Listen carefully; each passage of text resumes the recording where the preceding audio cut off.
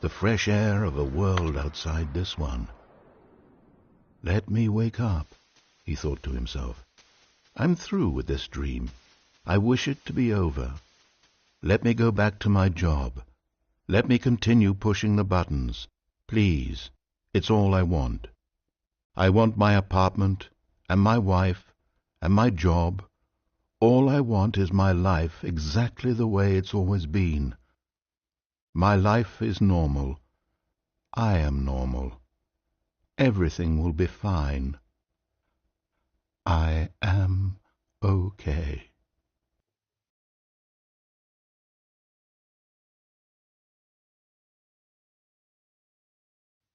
Stanley began screaming. Please, someone, wake me up. My name is Stanley. I have a boss. I have an office. I am real. Please, just someone tell me I am real. I must be real. I must be. Can anyone hear my voice? Who am I? Who am I? And everything went black.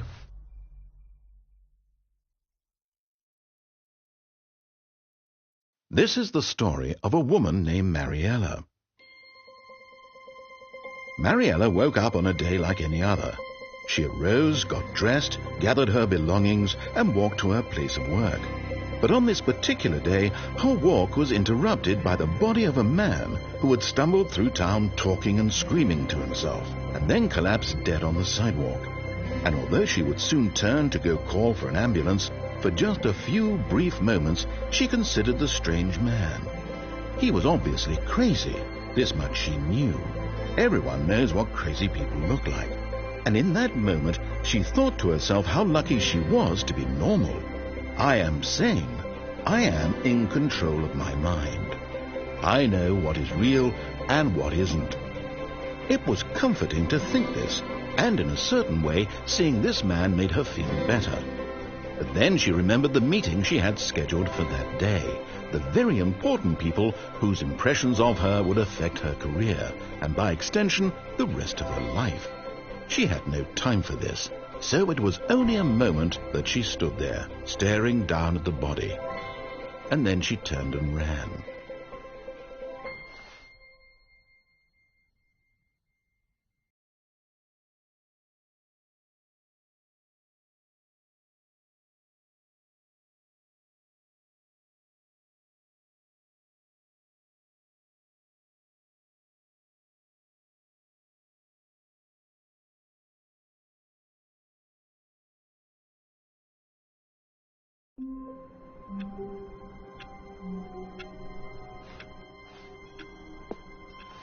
All of his co-workers were gone. What could it mean? Stanley decided to go to the meeting room. Perhaps he had simply missed a memo.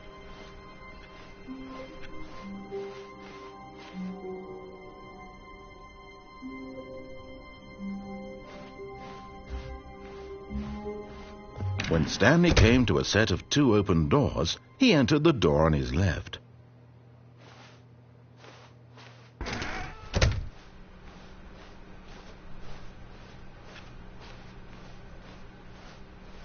Yet there was not a single person here either. Feeling a wave of disbelief, Stanley decided to go up to his boss's office, hoping he might find an answer there.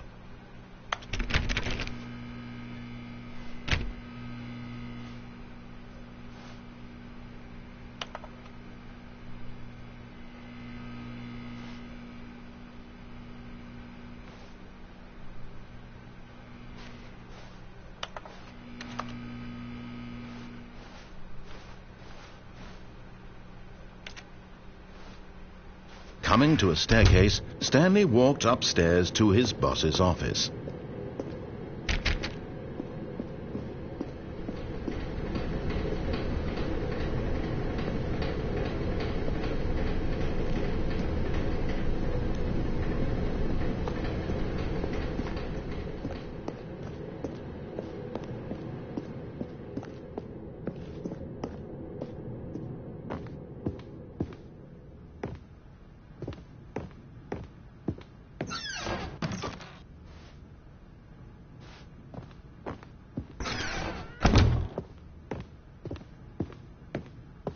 Okay, I think we all know the drill by now. Blah, blah, blah. Dark secrets, the keypad. Stanley pushes some buttons. Oh, hey, look, it's a new passageway. Quelle surprise.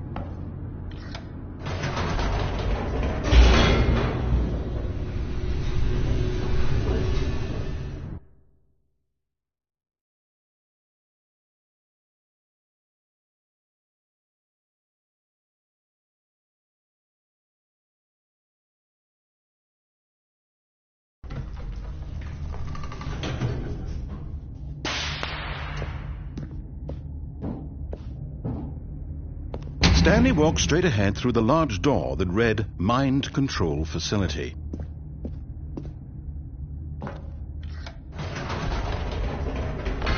Whoops. Nope. Never mind. Stanley actually got back into the elevator and went back up. Silly me. Why did Stanley do that when he knew that it would just lead back to his boss's office? Well, that's a great question. I just can't wait to find out.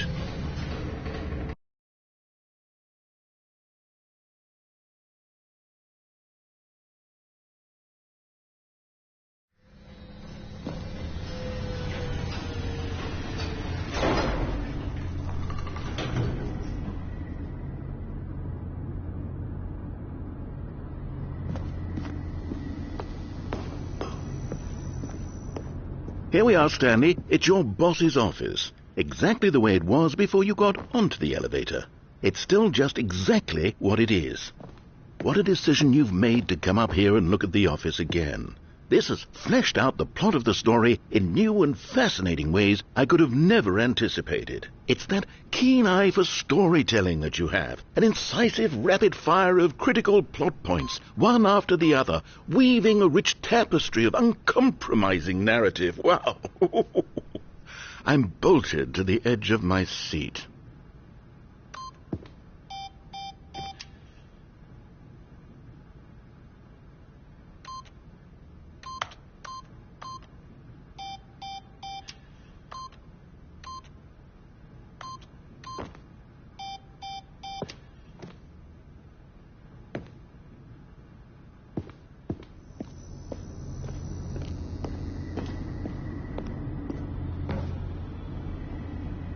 Incredible. Now he's getting back into the elevator and going down again. Ladies and gentlemen, how does he keep coming up with all of this?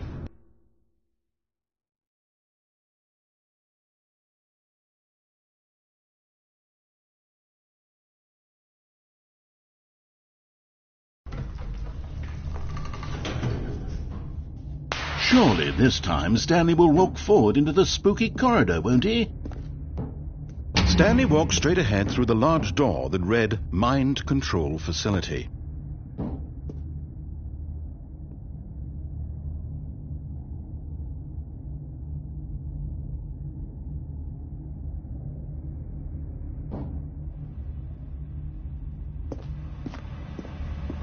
Although this passageway had the word escape written on it, the truth was that at the end of this hall, Stanley would meet his violent death.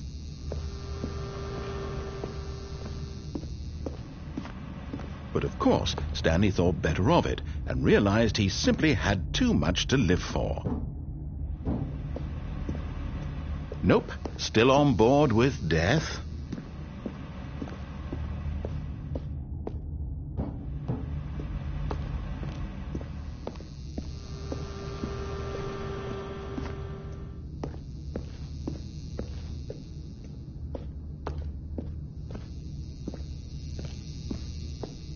The door behind him was not shut.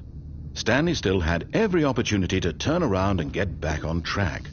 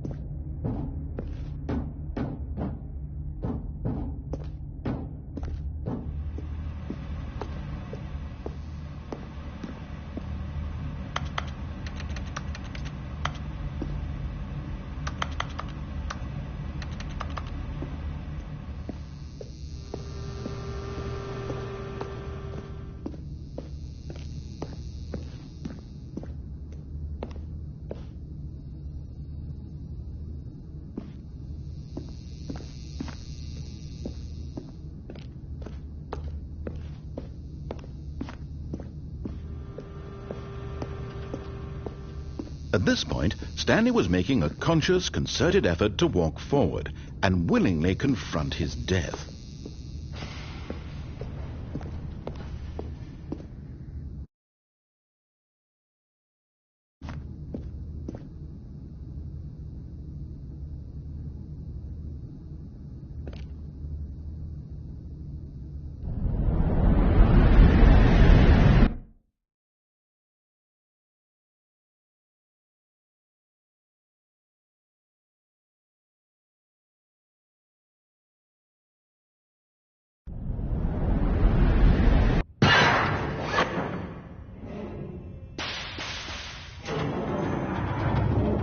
As the machine whirred into motion and Stanley was inched closer and closer to his demise, he reflected that his life had been of no consequence whatsoever. Stanley can't see the bigger picture. He doesn't know the real story, trapped forever in his narrow vision of what this world is. Perhaps his death was of no great loss, like plucking the eyeballs from a blind man. And so he resigned and willingly accepted this violent end to his brief and shallow life. Farewell, Stanley.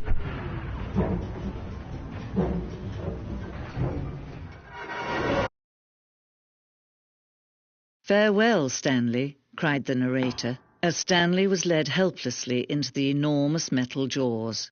In a single visceral instant, Stanley was obliterated, as the machine crushed every bone in his body, killing him instantly.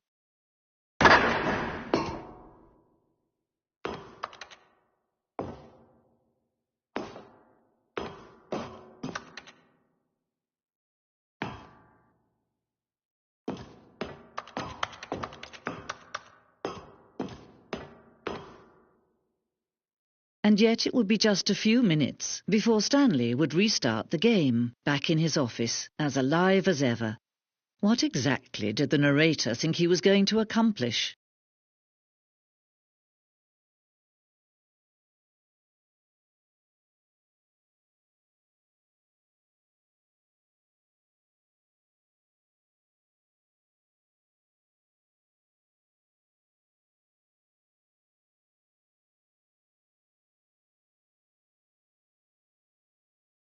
When every path you can walk has been created for you long in advance, death becomes meaningless, making life the same.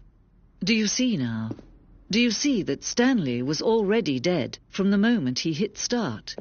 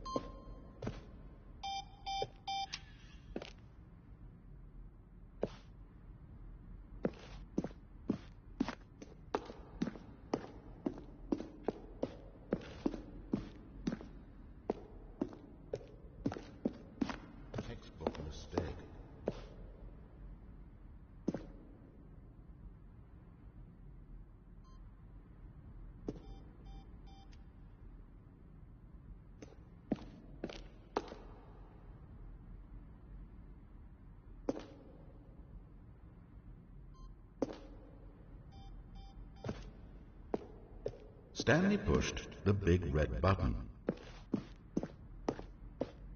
Stanley pushed the number 6.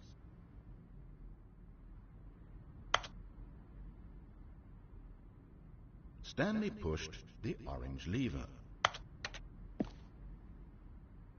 Then he pushed the number 8. Nothing there. Shoot.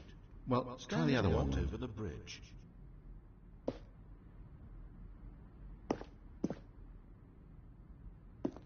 Stanley pushed the number 6.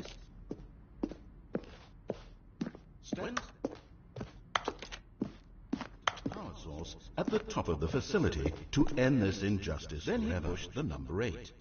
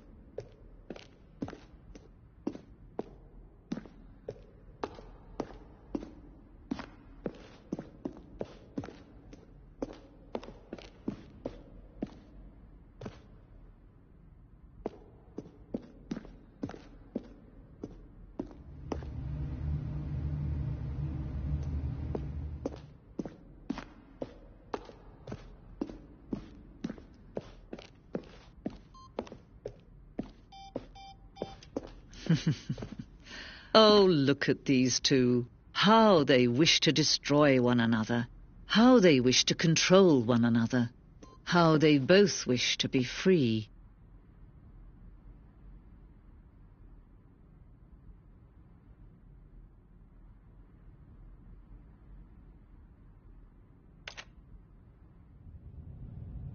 Can you see? Can you see how much they need one another? No, perhaps not. Sometimes these things cannot be seen. But listen to me. You can still save these two. You can stop the program before they both fail. Turn off your PlayStation. There's no other way to beat this game. As long as you move forward, you'll be walking someone else's path. Stop now and it'll be your only true choice. Whatever you do, choose it. Don't let time choose for you. Don't let...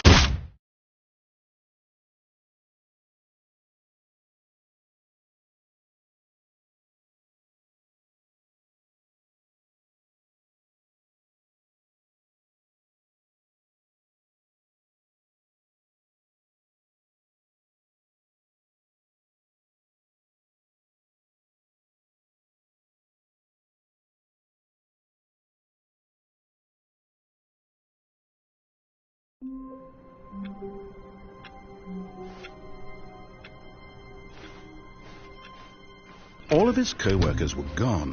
What could it mean? Stanley decided to go to the meeting room. Perhaps he had simply missed a memo.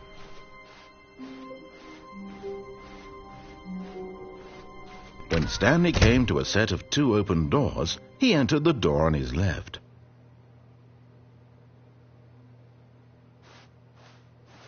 This was not the correct way to the meeting room, and Stanley knew it perfectly well. Perhaps he wanted to stop by the employee lounge first, just to admire it. The lounge was sublime, a work of art. What was it about this room that called so deeply and so personally to Stanley? Its grace, its subtle charm? No. Stanley knew it was something deeper, something darker.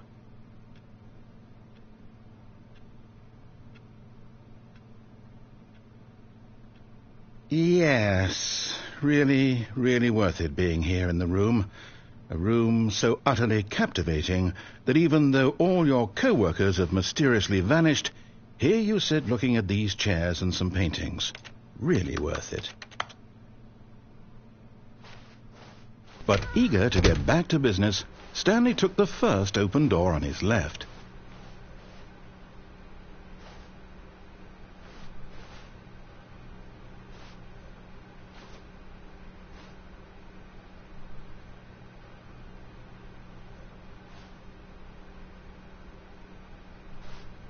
And so he detoured through the maintenance section, walked straight ahead to the opposite door, and got back on track.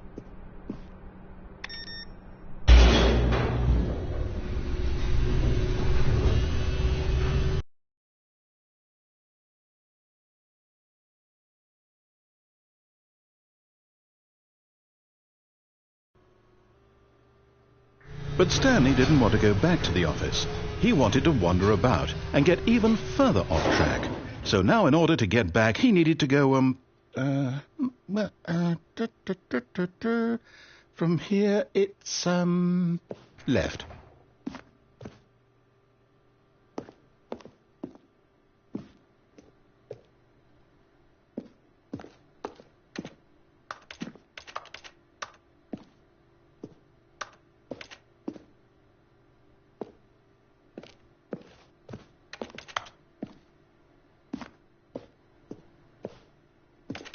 Oh, no, it's to the right, my mistake.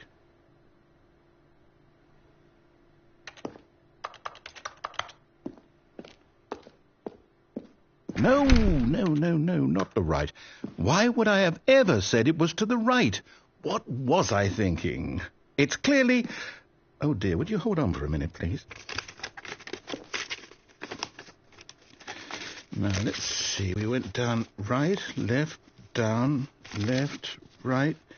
Yep, okay, yes. I've got it now. This story is absolutely, definitely this way.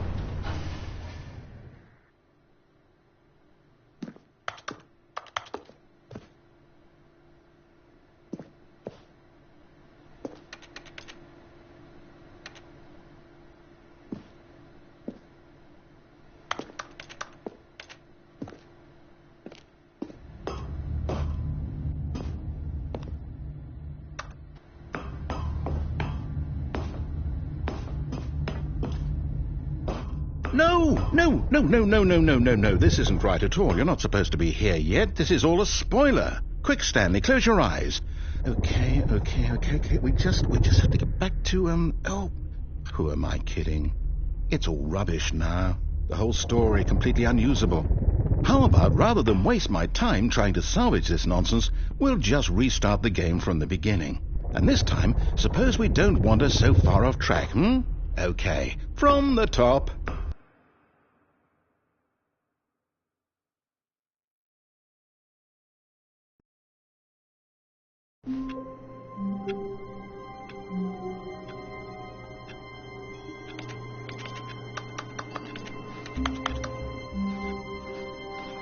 All of his co-workers were gone.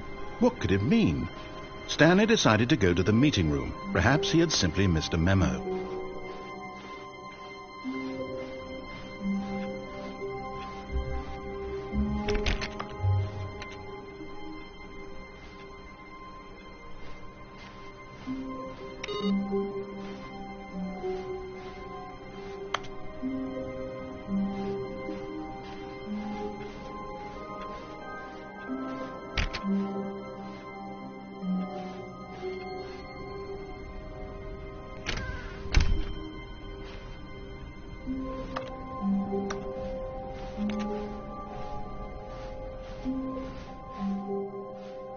When Stanley... Wait, what? No, I restarted. I swear I definitely restarted the game over, completely fresh. Everything should be... Oh, did something change? Stanley, did you change anything when we were back in that room with all the monitors? Did you move the story somewhere, or... Hold on. Why am I asking you? I'm the one who wrote the story. It was right here just a minute ago. I know for sure that it's here somewhere. Okay, then. It's an adventure. Come, Stanley. Let's find the story.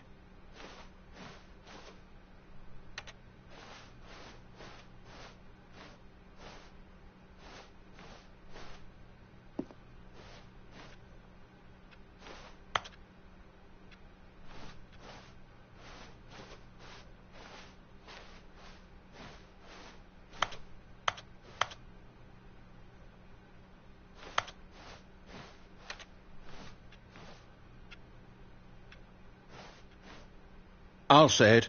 This is the worst adventure I've ever been on. I can promise you there definitely was a story here before. Do we need to restart the game again? Well, I find it unlikely that we'll ever progress by starting over and over again, but it's got to be better than this. Okay, let's give it a shot. Why not?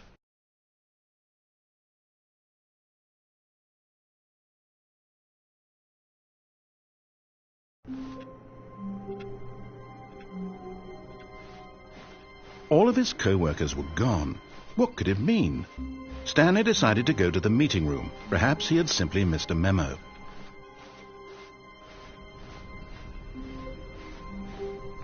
Okay, yep, it's worse. I might be remembering this wrong. It's possible the story is back where we just came from. Why don't we go back the other direction and see if we missed anything?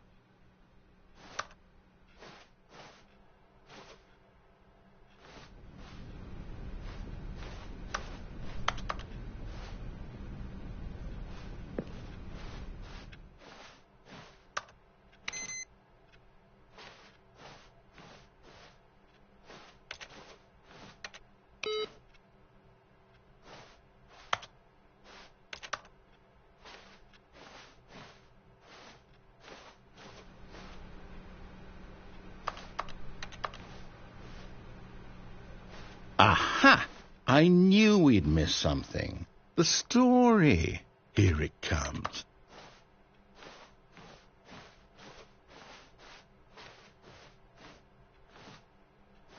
No, wait. Never mind. Not the story. Okay, let's head back the other way and retrace our steps.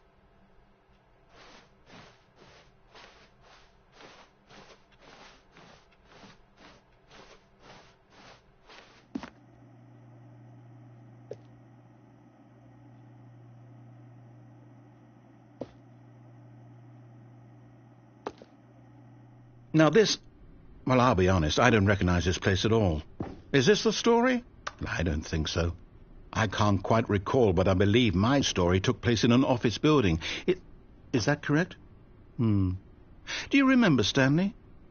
Well, do you know what? Since I've completely forgotten what we were supposed to be doing, how about this?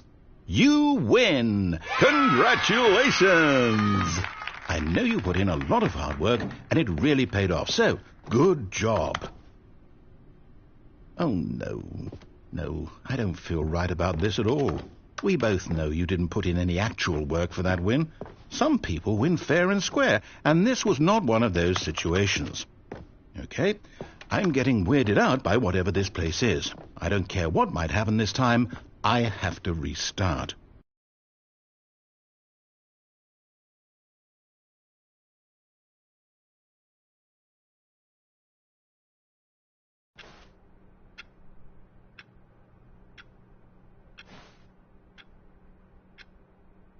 All right, I've got a solution. This time, to make sure we don't get lost, I've employed the help of the Stanley Parable adventure line. Just follow the line. How simple is that?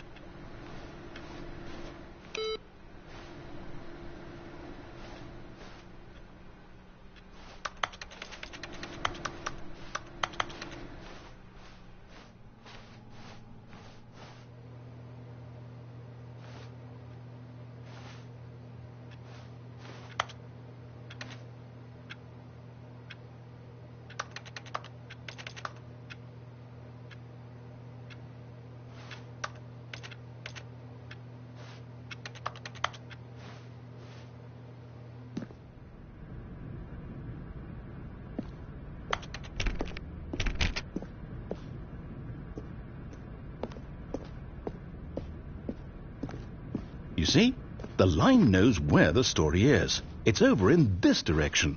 Onward, Stanley, to destiny. Though, here's a thought. Wouldn't wherever we end up be our destination, even if there's no story there? Or to put it another way, is the story of no destination still a story?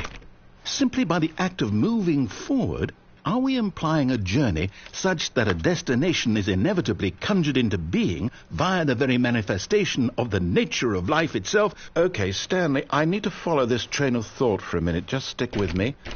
Now, we can both agree that the nature of existence is in fact a byproduct of one's subjective experience of that existence, right? Okay, now if my experience of your existence rests inside of your subjective experience of this office, is this office in fact the skeleton of my own relative experiential mental subjective construct? Whoa. Hang on. That got a bit weird back there. Well, I'd like to apologize. Not sure where I was going with all that. You know what? I think what we need right now is a bit of music to lighten the mood.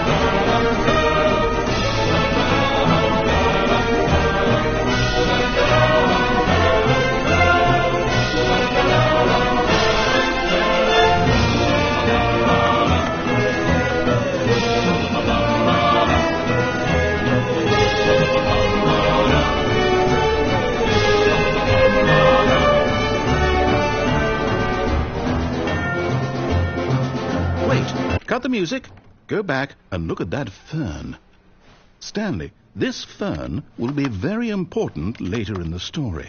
Make sure you study it closely and remember it carefully. You won't want to miss anything.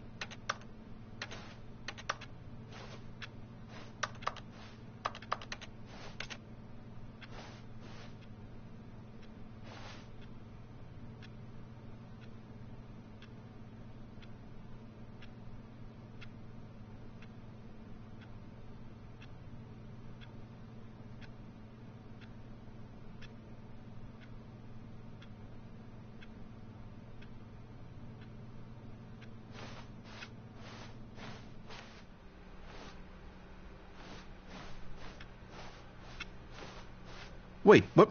We're back at the office? No.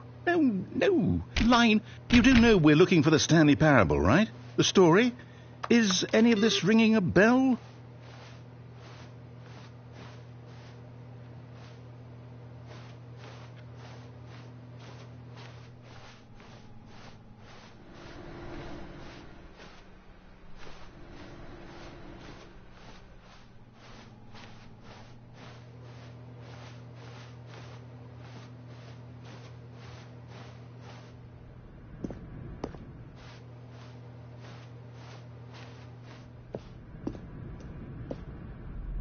Oh, no, not again. Line, how could you have done this to us? And after we trusted you, after everything we've been through, you...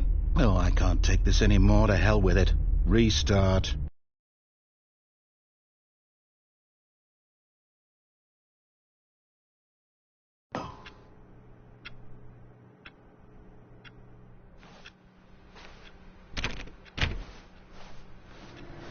You know what, Stanley?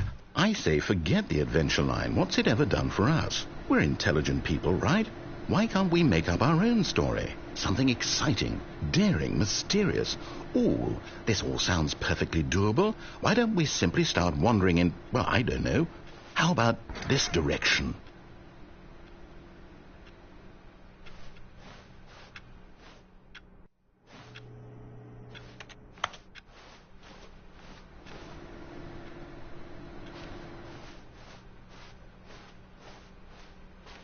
Now, yes, this is exciting. Just me and Stanley forging a new path, a new story. Well, it could be anything.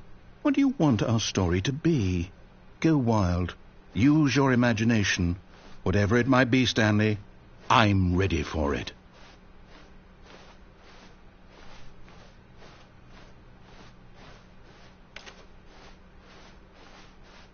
Oh, no, not you again. Stanley, I'd also like to veto the line from having any role in our awesome new story. No lines or monitor rooms. Just don't acknowledge it, and we should be fine.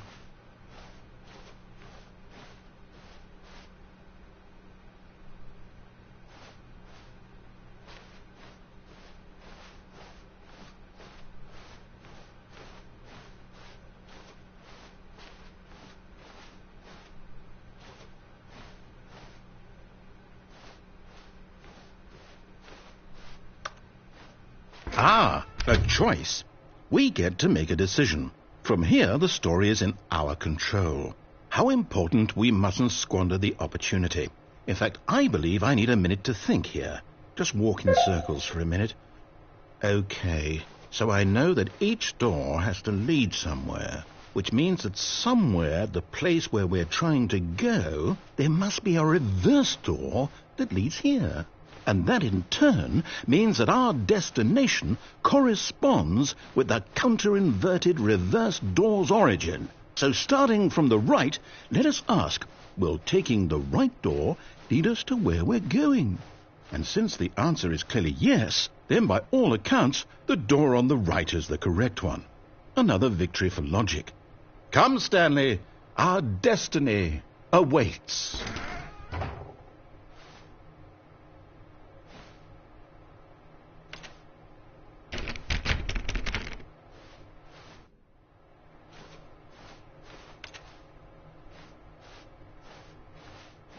Oh, hold up, what's this?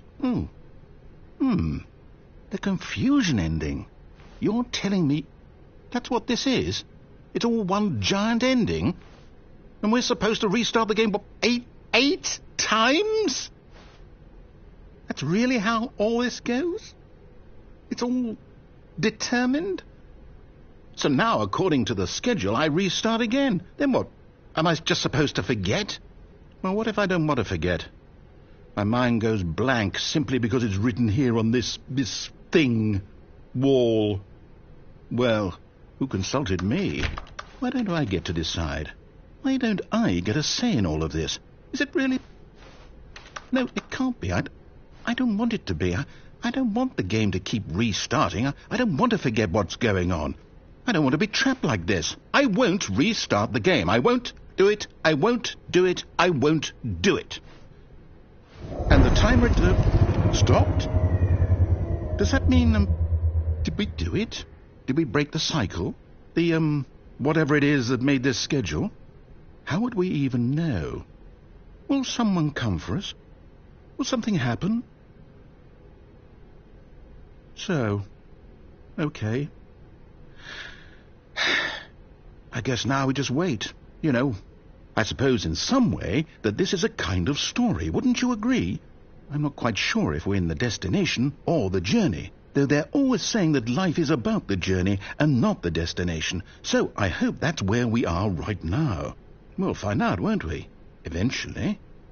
Well, in the meantime, if you...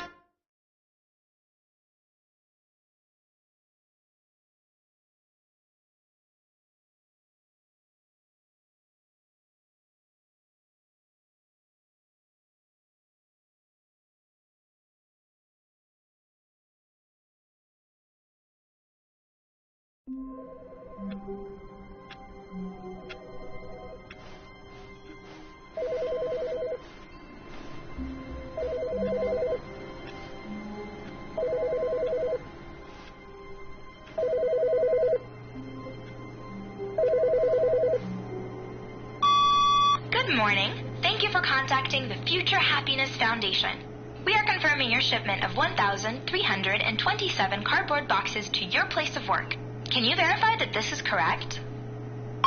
Excellent. Your order will arrive shortly. Thank you again for contacting the Future Happiness Foundation.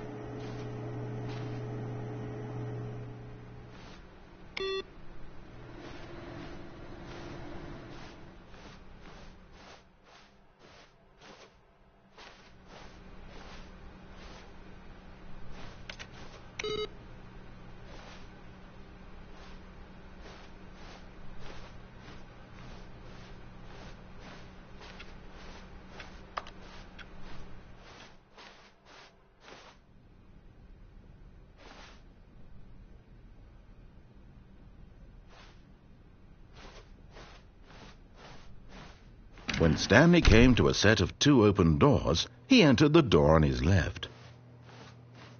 This was not the correct way to the meeting room, and Stanley knew it perfectly well. Perhaps he wanted to stop by the employee lounge first, just to admire it. Standing now in this incredible room, Stanley for the first time understood true happiness. Then the feeling went away, and he felt sad again. Then it came back, and lingered for a minute or two. Now it's only half there, just a kind of, tingle.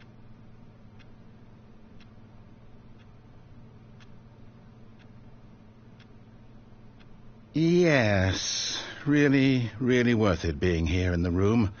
A room so utterly captivating that even though all your co-workers have mysteriously vanished, here you sit looking at these chairs and some paintings. Really worth it.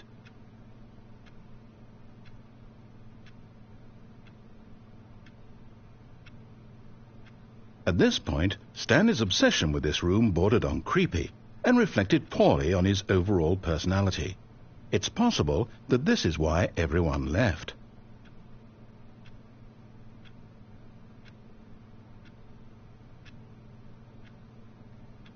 Stanley sat around waiting for more dialogue, but when a long time had passed and there was no more, he decided that the game was trying to send him a message.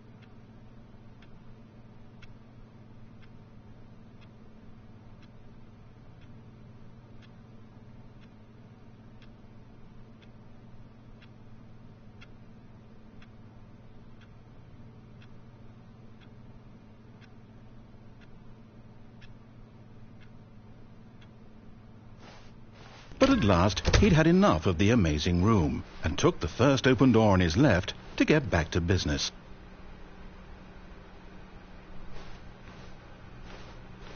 Stanley was so bad at following directions, it's incredible he wasn't fired years ago.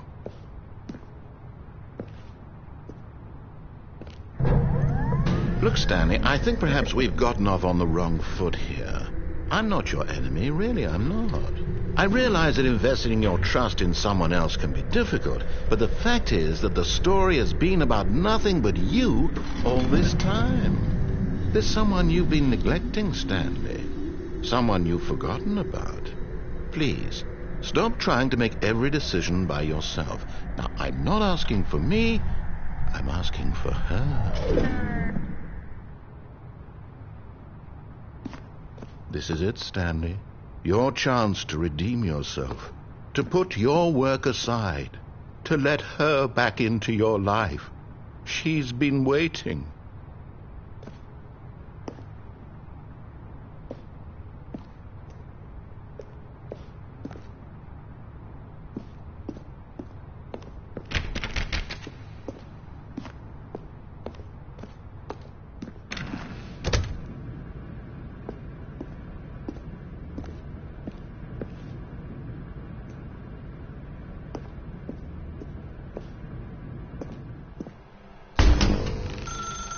That's her, Stanley. You need to be the one to do this, to reach out to her. If you can truly place your faith in another, then pick up the phone.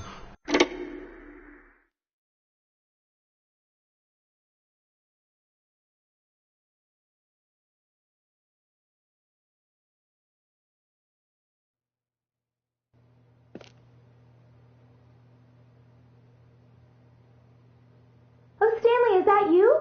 Hold on, sweetie. Sorry to keep you waiting. I'm just pulling the bread out of the oven.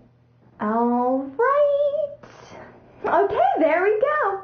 All right, now, I want you to come in and tell me all about your day.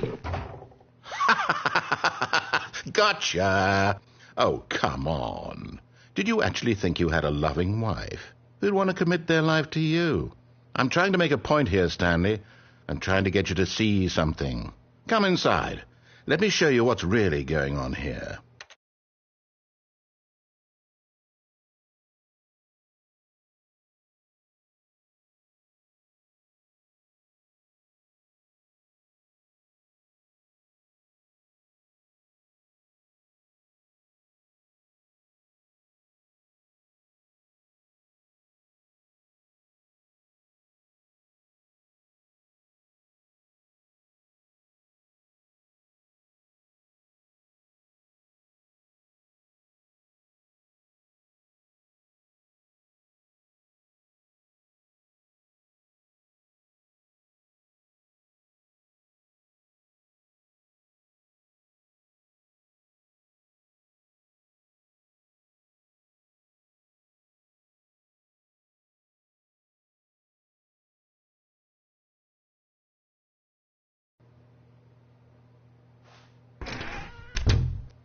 This is a very sad story about the death of a man named Stanley.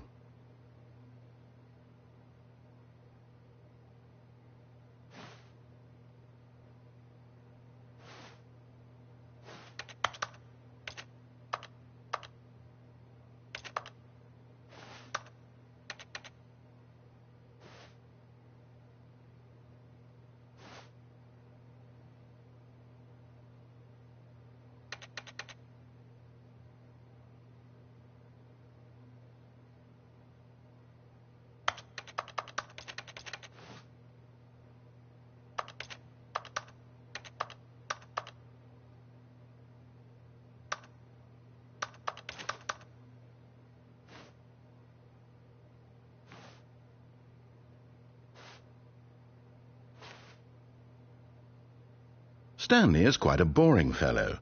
He has a job that demands nothing of him.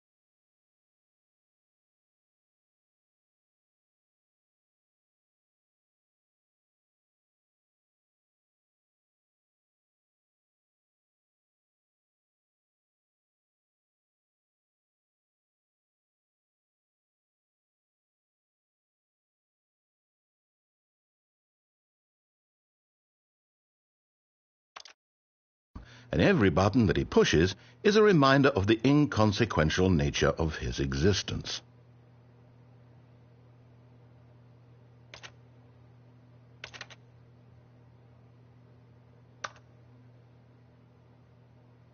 Look at him there, pushing buttons, doing exactly what he's told to do. Now he's pushing a button. Now he's eating lunch. Now he's going home. Now he's coming back to work. One might even feel sorry for him, except that he's chosen this life.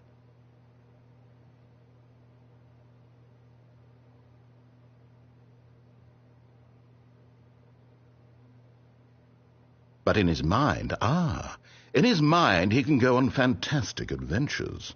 From behind his desk, Stanley dreamed of wild expeditions into the unknown, fantastic discoveries of new lands.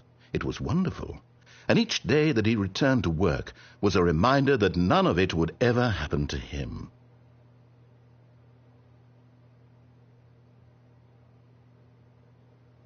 And so he began to fantasize about his own job. First, he imagined that one day while at work, he stepped up from his desk to realize that all of his co-workers, his boss, everyone in the building had suddenly vanished off the face of the earth. The thought excited him terribly.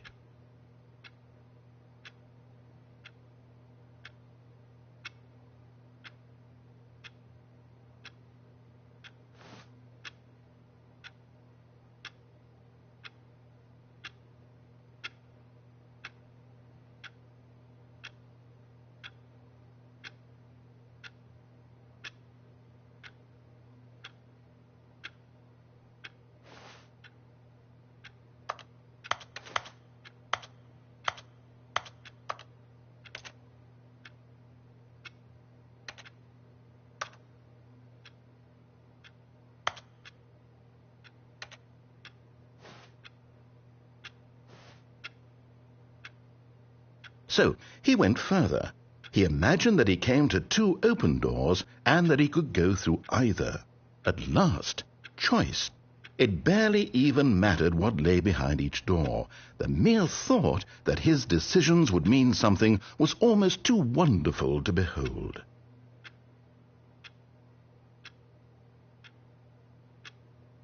As he wandered through this fantasy world, he began to fill it with many possible paths and destinations. Down one path lay an enormous round room with monitors and mind controls. And down another was a yellow line that weaved in many directions. And down another was a game with a baby. And he called it the Stanley Parable.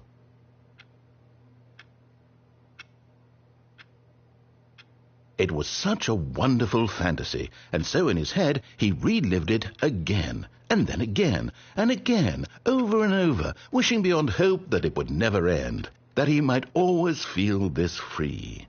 Surely there's an answer down some new path, mustn't there be? Perhaps if he played just one more time. But there is no answer. How could there possibly be? In reality, all he's doing is pushing the same buttons he always has. Nothing has changed. The longer he spends here, the more invested he gets, the more he forgets which life is the real one. And I'm trying to tell him this, that in this world he can never be anything but an observer, that as long as he remains here, he's slowly killing himself. But he won't listen to me. He won't stop.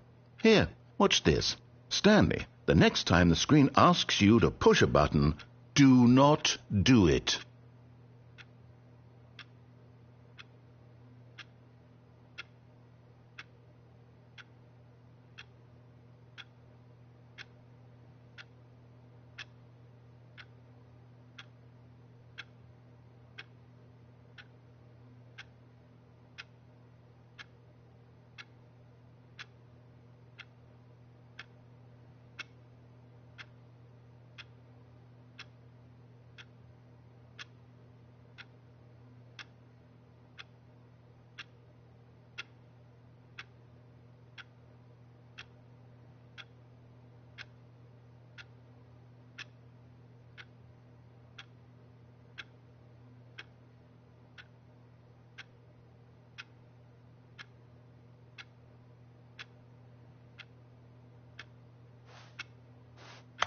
You see?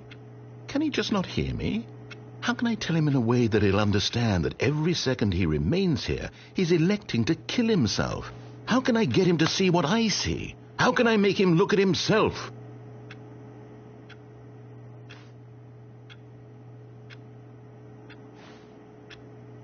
I suppose I can't, not in the way I want him to. But I don't make the rules. I simply play to my intended purpose, the same as Stanley. We're not so different, I suppose. I'll try once more to convey all this to him. I'm compelled to. I must. Perhaps Maybe this time he'll see. Maybe this time. And I tried again, and Stanley pushed a button. And I tried again, and Stanley pushed a button. And I tried.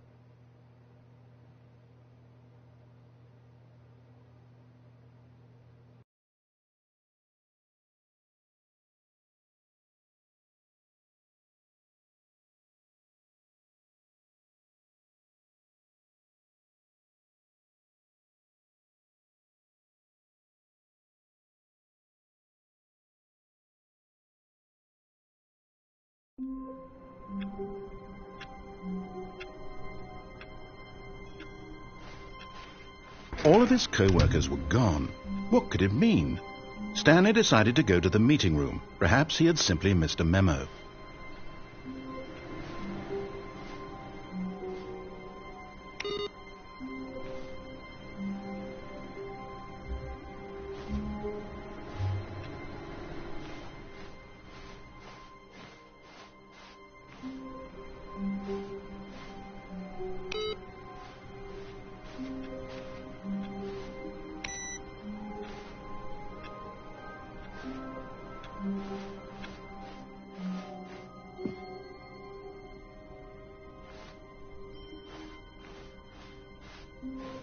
When Stanley came to a set of 2 open doors, he entered the door on his left. This was not the correct way to the meeting room, and Stanley knew it perfectly well. Perhaps he wanted to stop by the employee lounge first, just to admire it. Stanley felt lightheaded, butterflies in his stomach, giddy in a way he had never known before. Was it this room? A connection between the two? Could a man love a room? I mean, truly, truly, deeply, madly love.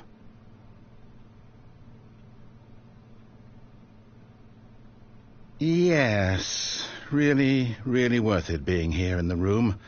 A room so utterly captivating that even though all your co-workers have mysteriously vanished, here you sit looking at these chairs and some paintings. Really worth it. But eager to get back to business, Stanley took the first open door on his left.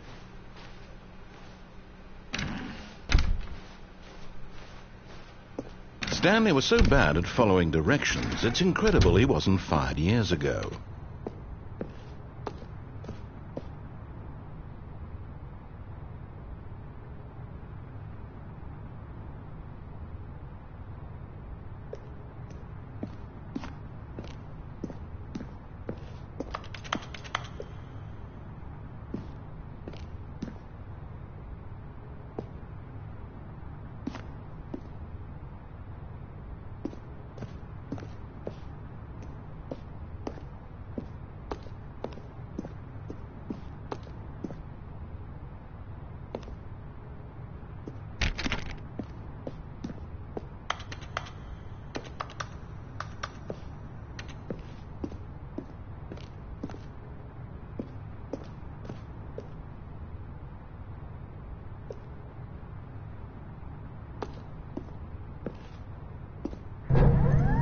Look, Stanley, I think perhaps we've gotten off on the wrong foot here. I'm not your enemy, really, I'm not. I realize that investing your trust in someone else can be difficult, but the fact is that the story has been about nothing but you all this time. There's someone you've been neglecting, Stanley. Someone you've forgotten about. Please, stop trying to make every decision by yourself. Now, I'm not asking for me, I'm asking for her. This is it, Stanley. Your chance to redeem yourself, to put your work aside, to let her back into your life. She's been waiting. That's her, Stanley. You need to be the one to do this, to reach out to her. If you can truly place your faith in another, then pick up the phone.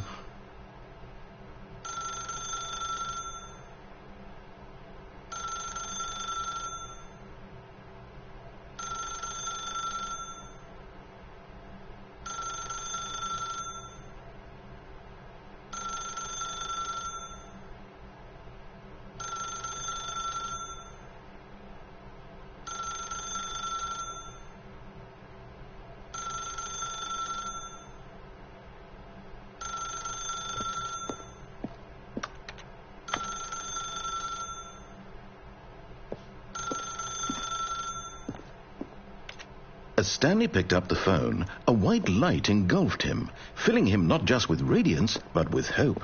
Hope for a life reunited one... Wait. Oh, goodness. Stanley, did you just unplug the phone?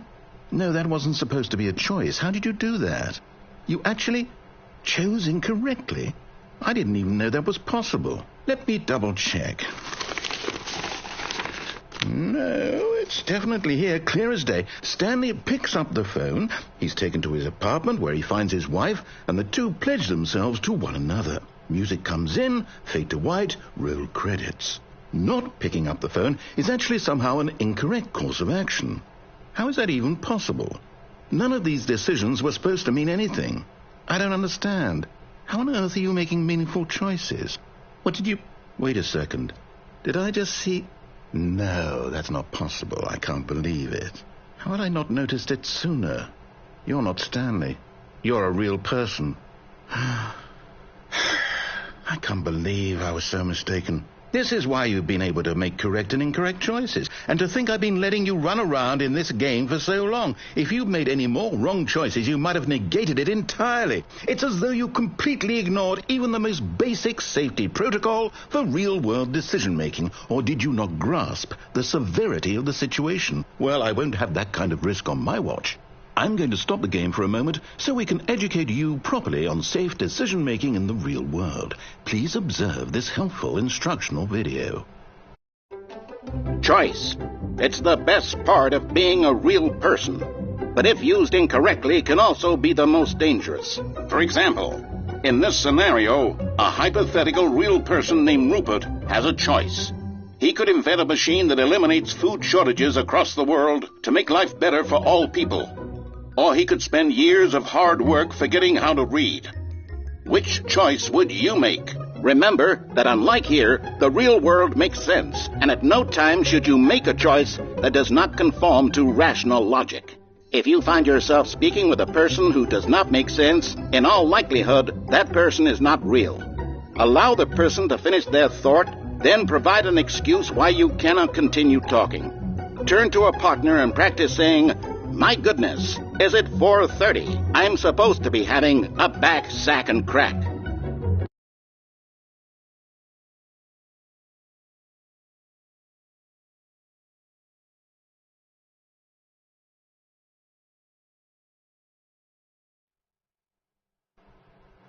Excellent. Making choices on a regular basis is the best part to a healthy decision-making process. Most medical professionals recommend making at least 8 choices per day. Do you make more than 8? Less? And finally, if you begin to wonder if your choices are actually meaningful and whether you'll ever make a significant contribution to the world, just remember that in the vast infiniteness of space, your thoughts and problems are materially insignificant, and the feeling should subside. At this time, your instructor will guide you in an exercise to test and reinforce the material covered in this video. Welcome back.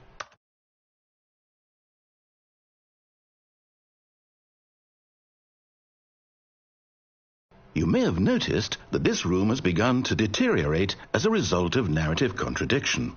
But not to worry. Now that you're properly informed on good decision-making, we're going to revisit a choice you made just a few minutes ago and see what the correct thing to do would have been. This way, please.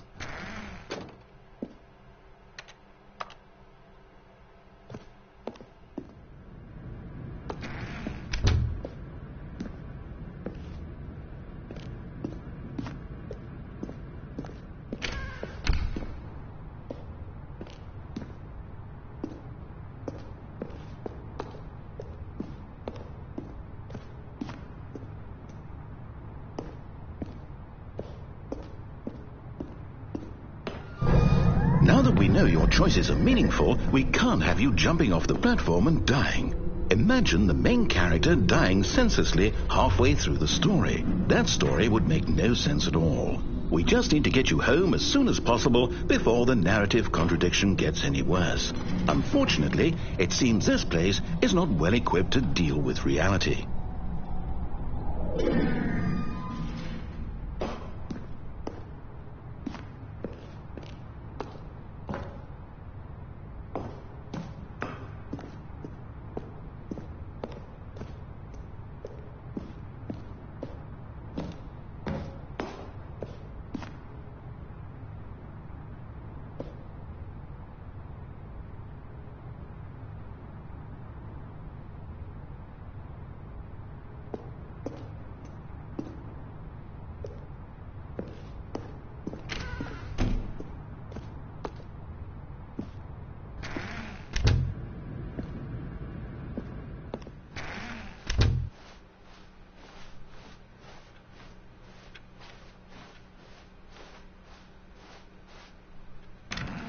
Almost there. You'll take the door on the left, back to the correct ending, the story will have resolution once again, and you'll be home free in the real world.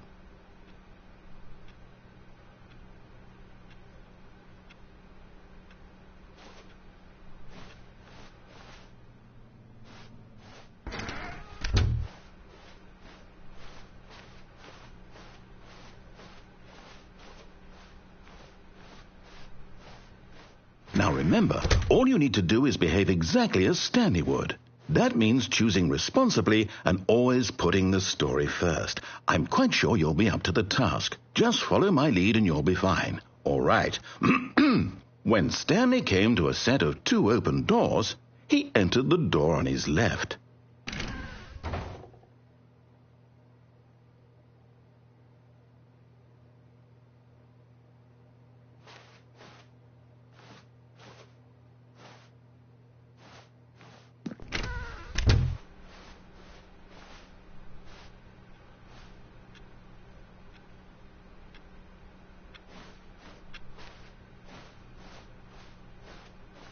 Yet there was not a single person here either.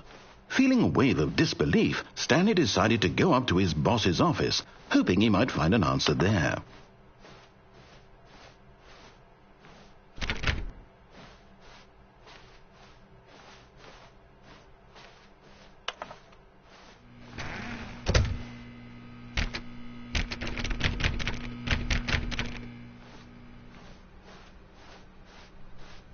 Coming to a staircase, Stanley walked upstairs to his boss's office.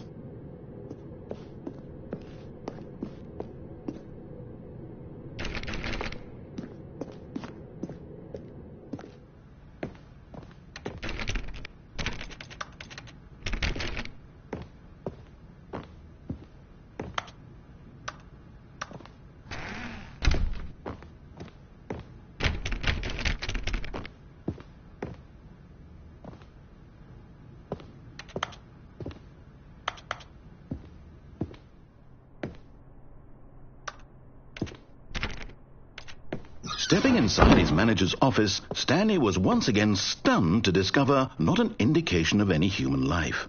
Shocked, unraveled, Stanley wondered in disbelief who orchestrated this, until he saw the door with a voice receiver next to it. Surely behind this door lay all the answers to his questions. And beyond all probability, he knew the passcode. He had seen it on his boss's computer just last week. Night Shark 115. Was this the code to open the door? Would it still work? There was only one way to find out. Stanley had been trained never to speak up, but now he would draw from within himself the courage to face the unknown. He drew a sharp breath and then spoke the code.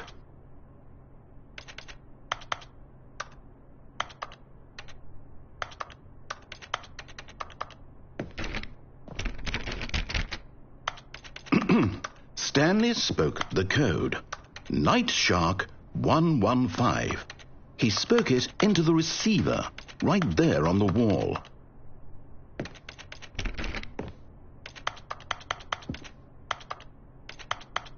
I'm sorry, is there a problem? You didn't mishear me, did you?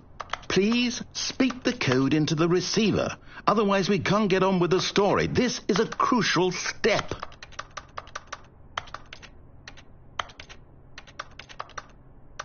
Okay, fine, you're not going to do it, but you know what? It's pretty humiliating to bring you this far, only for you to suddenly decide you have better things to do. I asked you for this one single thing, for your respect. The kind of respect Stanley shows for his choices. He knows what it means to take a story seriously. If you didn't want to see what I had to show you, then why did you come here? You had a choice, you know. You could have gone through the door on the right. You could have done whatever the hell you wanted over there. Why did you come this way? Speak. Say something to me. Explain yourself, you coward. You behave exactly as Stanley would. That means choosing responsibly and always putting the story first. I'm quite sure you'll be up to the task. Just follow my lead and you'll be fine. All right. When Stanley came to a set of 2 open doors, he entered the door on his left.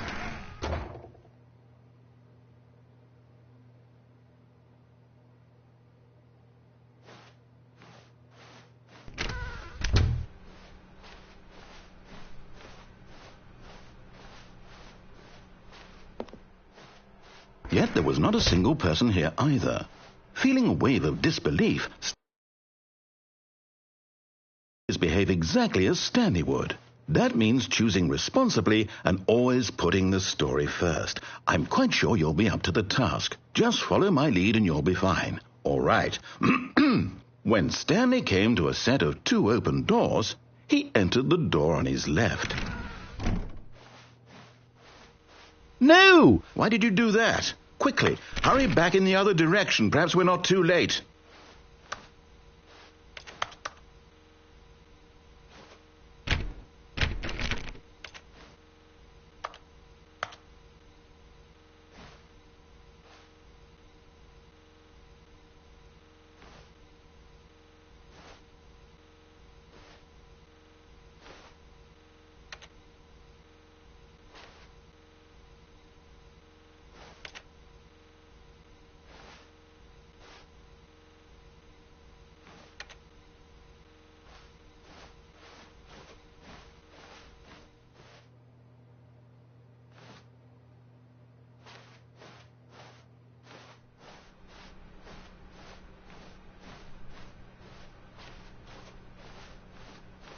Oh, it's ruined. I can't believe, after everything we talked about, that my story, you've destroyed my work. Why? For what? What did you get out of that? What did you think was so special about seeing the game undone, left here like so much garbage? It's worth this now. And what am I supposed to do? Even if there were a way to continue, would it be worth it? To know that my story is now incorrect? How can I go back to that? I can't erase that knowledge. I'll have to live with it forever, reliving its impossibility forever. Oh, I couldn't live that way. Is it better to shut the game down entirely? To willingly destroy all of my work? I don't know. What's the answer? What do I do? What do I do? What do I... No, I have to. I have to shut the game down. I have to. I have to.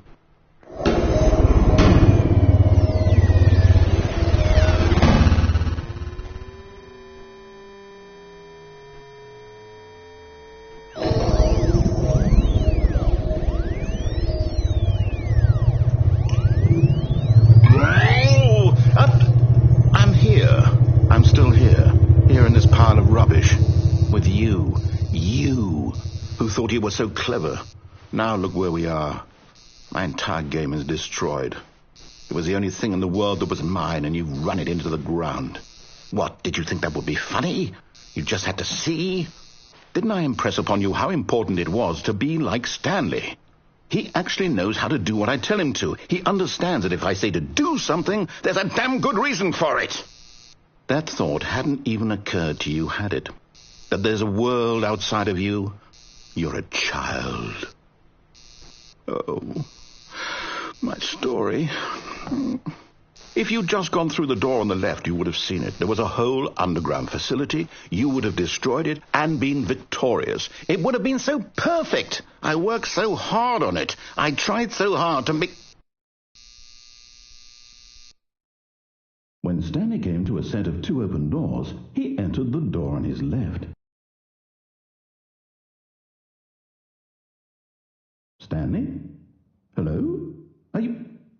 Is everything okay? Stanley, please.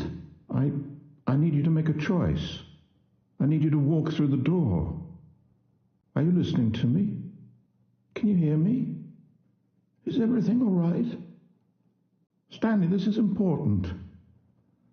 The story needs you. It needs you to make a decision. It cannot exist without you. Do you understand me? Whatever choice you make is just fine. They're both correct. You cannot be wrong here. We can work together. I'll accept whatever you do. I simply need you to take that step forward, please. Choose. Do something. Anything. This is more important than you can ever know. I need this. The story needs it. So, you hear me? Are you there? Are you listening to this? Stanley, are you there? Okay. It's okay, I can wait. You need time to decide. Time to make sure your choice is correct. That is the best choice. That's all right. I'll wait for you to decide what's the right thing to do. Take as much time as you need.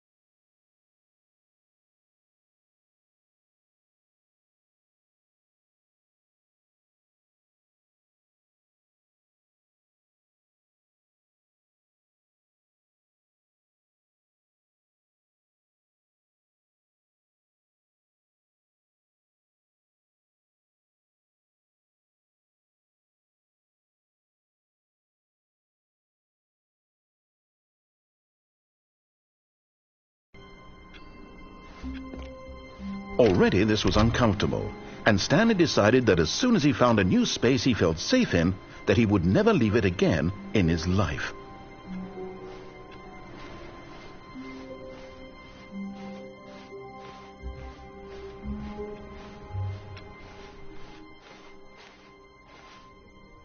Oh, new content? What does that mean, new content?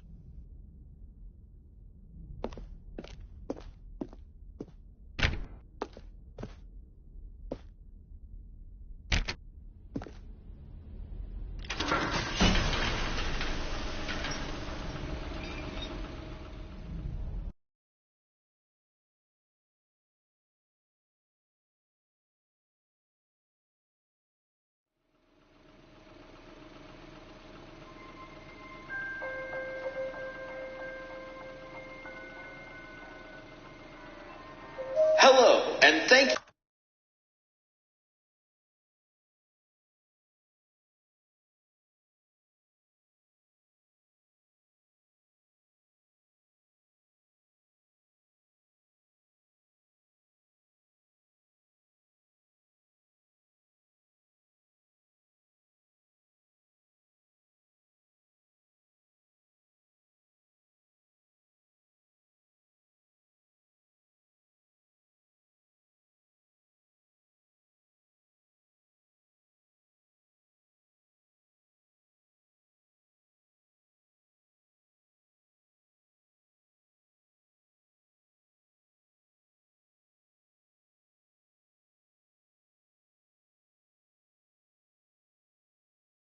you for playing the Stanley Parable Ultra Deluxe. As you may know, the Stanley Parable was a video game released in 2013 on home computers.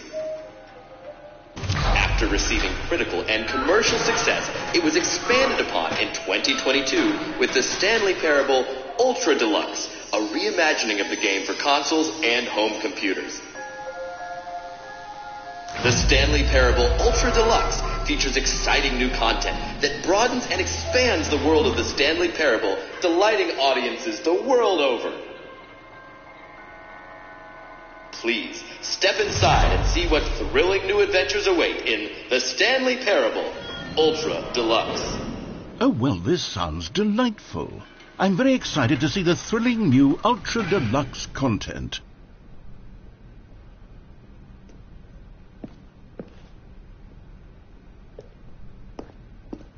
Okay, so far it's an elevator.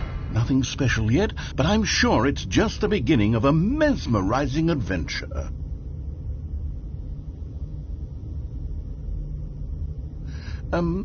Is it broken? What's going on here? Should we be moving somewhere or... Oh, there we go. All right, finally, at long last, it's on to the new content. I've never been more ready. Let's do it.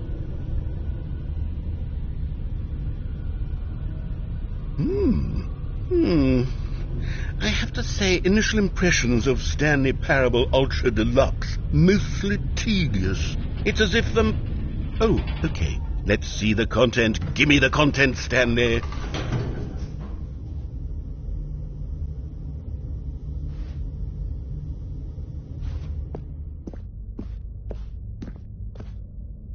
All right, let's see. It's the jump circle.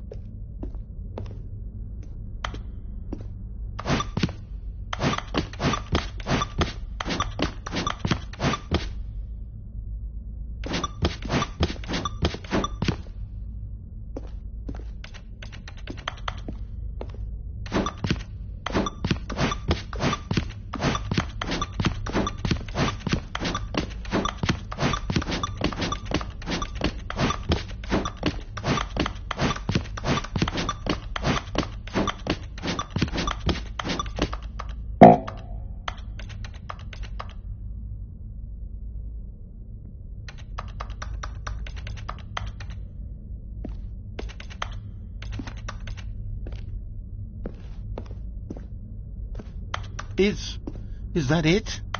Surely that's not all the new content. There has to be something else, right?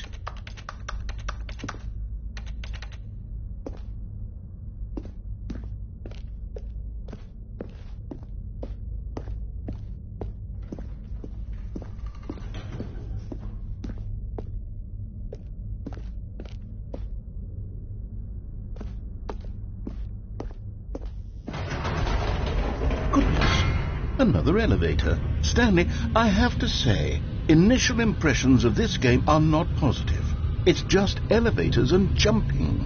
Is this what passes for exciting new content? If this is new content, then I could just read you the whole dictionary. There's 20 hours of new content right there. Hell, I could count to 30 trillion. You could put that on the box. The Stanley Parable Ultra Deluxe, now with over 1,000 hours of new content. And if... Oh, wait. There's more. Very good. Yes. I knew there had to be something else. Let's see it. I'm ready for whatever it is.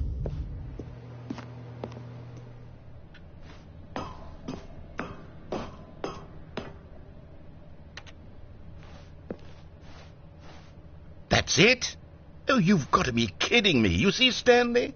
This is what happens when greedy video game developers with no respect for their fan base rush a cheap expansion to market for no reason other than to make an easy dollar. And don't get me started on the level of craftsmanship that's gone into it. In fact, I'm looking right now at the game's trophies, and it's hard to believe one of them actually says, "Test trophy, please ignore." What quality assurance department signed off on this? I'm infuriated and I'm offended, and I intend to find these people on Twitter and hold them personally accountable. It's my fault, Stanley. I built up too much anticipation around the new content, I'm afraid. It could never have lived up to such expectations. If you're still with me, why don't we just reset the game and we'll try to get back to what the Stanley Parable is really about. No frills, no gimmicks. Just you and me having a great time together like always. What do you say, friend?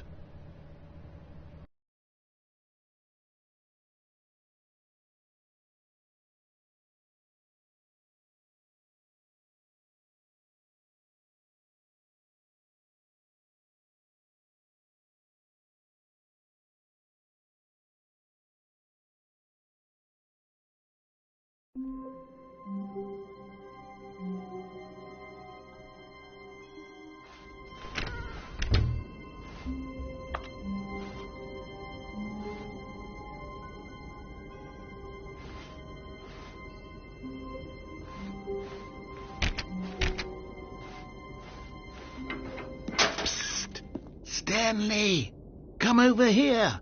In the vent. I want to show you something.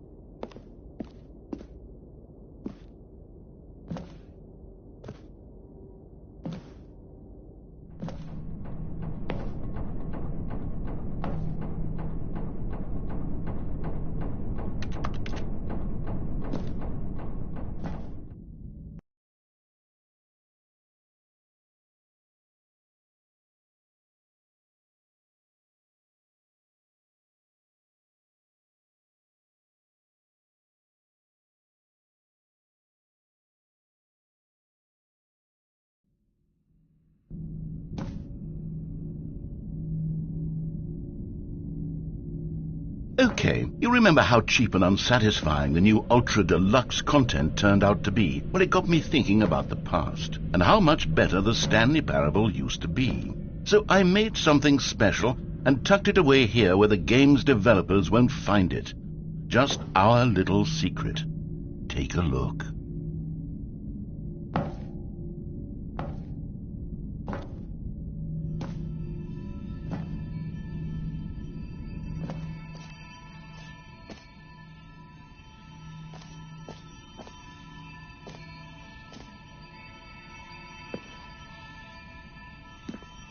I call it the Memory Zone. It's where I've been storing all my favorite memories so I can relive the peak experiences of my life whenever I want. Experiences like the launch of the Stanley Parable on PC.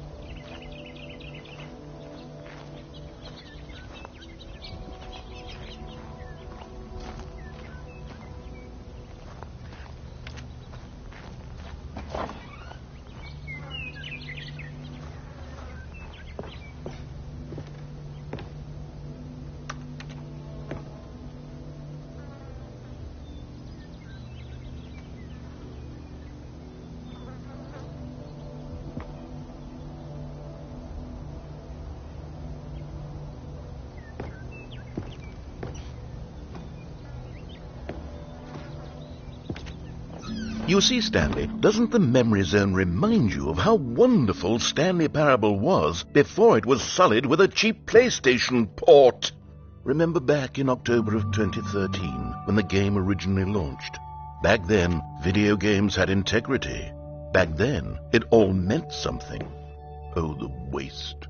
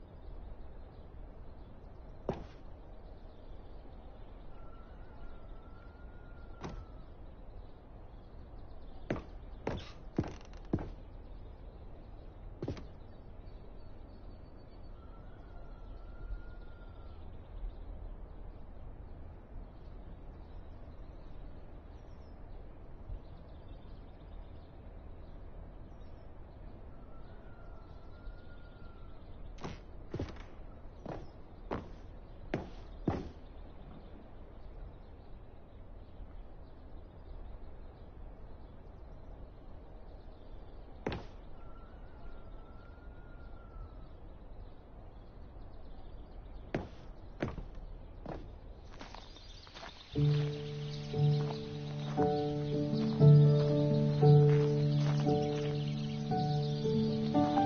suis dans la même horizon, seul sur la pluie de l'eau, et je n'attends. And over here is where I keep reviews of the Stanley Parable. Like this stunning triumph of games journalism, 10 out of 10 from Destructoid.com. James Stephanie Sterling writes, and I quote, "Where so many games that aspire to be more than games end up less than any form of art, Stanley Parable strives and then succeeds to be every game ever created."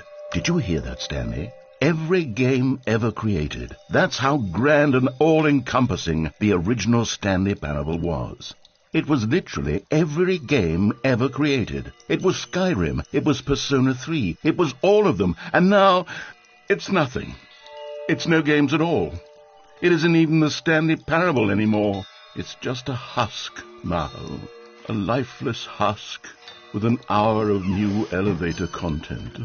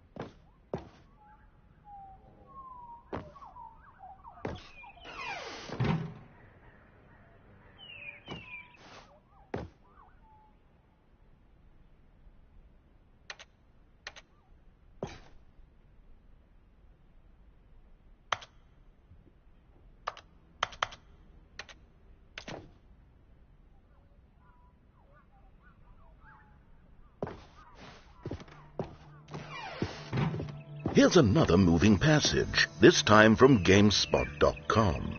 The Stanley Parable is both a richly stimulating commentary on the nature of choice in games and one that offers some of the most enjoyable, surprising, and rewarding choices I've ever been confronted with in a game. 9 out of 10. Don't you get it, Stanley? The game was perfect.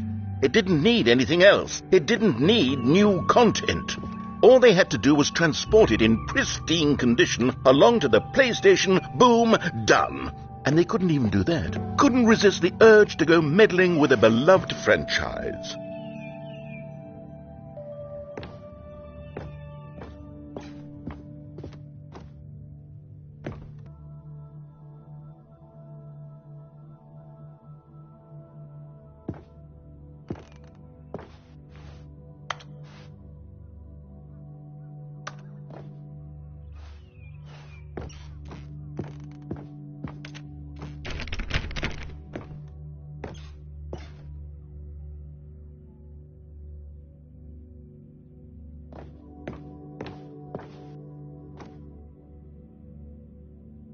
Oh, these were simpler times, Stanley. But I wouldn't give to go back, to have it all over again.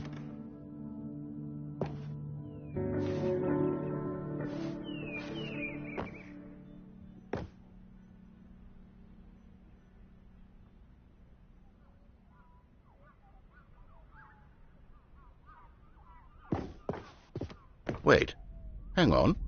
I don't recall this part of the memory zone before. What's this? What's down here?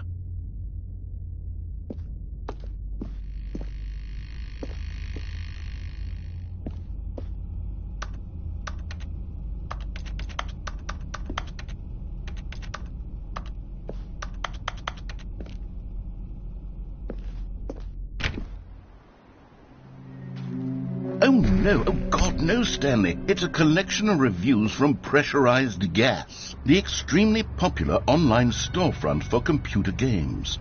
I haven't looked at these in years. I can't even imagine what's been collecting down here. Surely these reviews...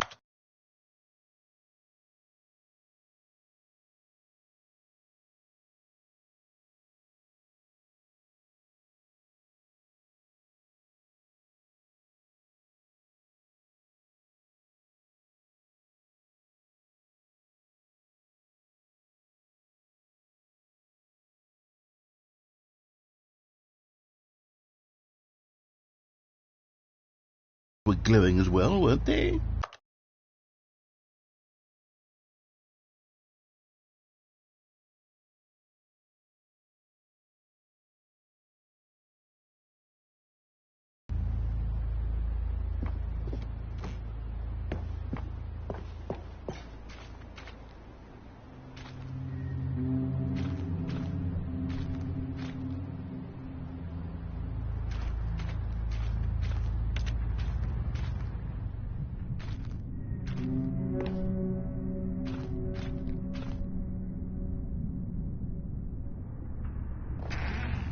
Honestly, I could not be bothered to play this game to full completion. The narrator is obnoxious and unfunny, with his humour and dialogue proving to be more irritating than entertaining. Unfunny! I'm not trying to be funny. I'm trying to make a serious work of art. I suppose I could write up a handful of gags to insert into the Stanley Parable, but the game is already such a densely layered web of profound philosophical insights that I can't even imagine where I'd have the room to stick them.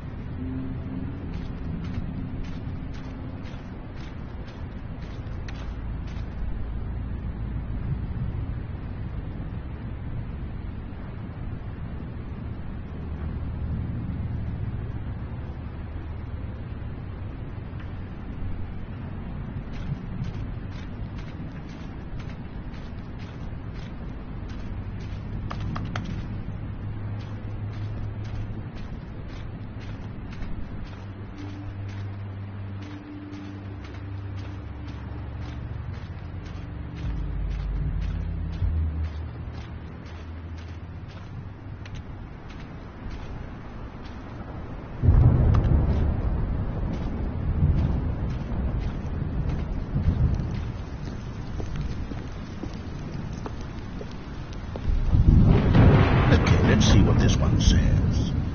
While the idea for the game is good, for someone who prefers non-linear games, this preachiness gets annoying fast. Preachy?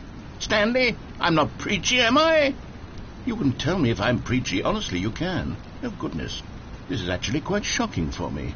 Well, to be honest, I had always thought of the game's dialogue as being rather terse to begin with. You can't know how much fluff I cut from the game to get it to feel as light and airy as it... Well, I always thought it did, but maybe it wasn't. Oh, dear. What an awful memory to have to hold on to. These black marks on my otherwise unimpeachable track record. I feel like a failure. Like I let these people down. Perhaps the Stanley Parable isn't quite as sterling as I always remembered.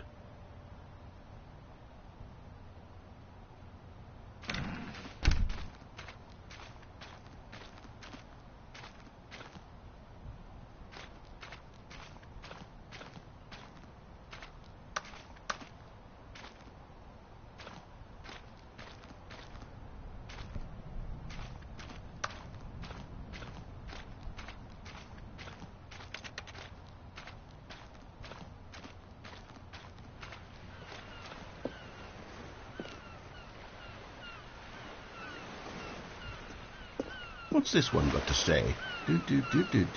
You constantly have to stop doing anything so the narrator can catch up with his long-winded explanations of what's happening. I wish there was a skip button. A skip button? Well, yes.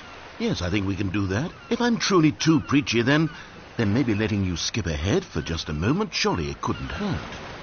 Not if it means we can strike these negative reviews from the record. Only positive reviews of the Stanley Parable. That's my motto today, and it's always been my motto. I'd do anything for the customer, Stanley. Yes, a skip button we shall have.